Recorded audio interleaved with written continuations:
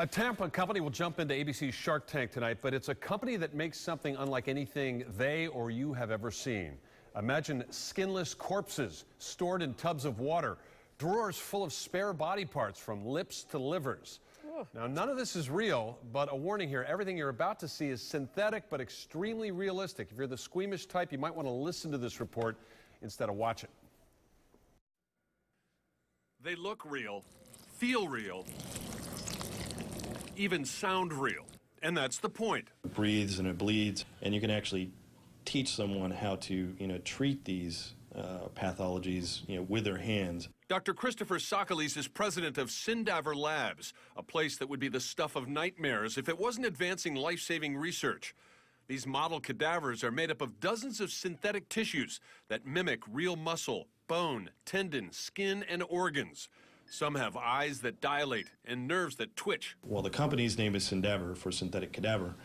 The model is really a synthetic live person, so it's a stand-in for you and me when a surgeon's going to learn a surgical procedure. I don't suppose you give them names. We actually do. They have names instead of serial numbers. Really? And this is who? I don't know.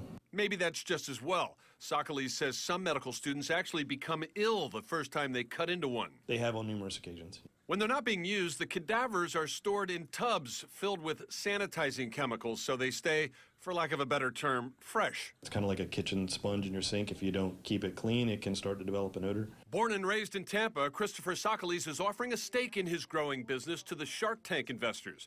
He'll no doubt tout the cost-effectiveness of using tissue and organs that can be easily reordered from the parts department.